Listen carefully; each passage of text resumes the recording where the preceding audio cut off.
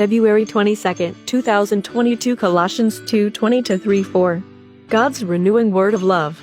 Introduction. Colossians 2:20-3-4. In today's reading, the Apostle Paul reminds the Colossians that they have been set free from the ruling spirits of the universe because they have died with Christ, 2:20, and have been raised to life with Christ, 3:1.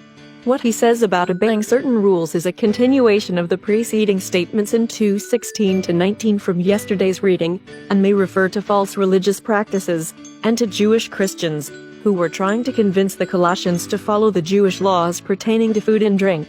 Scripture reading. Dying and living with Christ. 20. You have died with Christ and are set free from the ruling spirits of the universe.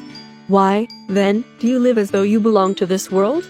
Why do you obey such rules as 21, don't handle this, don't taste that, don't touch the other, 22, all these refer to things which become useless once they are used. They are only human rules and teachings. 23, of course such rules appear to be based on wisdom in their forced worship of angels, and false humility, and severe treatment of the body, but they have no real value in controlling physical passions. 1. You have been raised to life with Christ, so set your hearts on the things that are in heaven, where Christ sits on his throne at the right side of God. 2. Keep your minds fixed on things there, not on things here on earth. 3. For you have died, and your life is hidden with Christ in God. 4. Your real life is Christ, and when he appears, then you too will appear with him and share his glory. Today's key verse, Colossians 3:4. Your real life is Christ, and when he appears, then you too will appear with him and share his glory.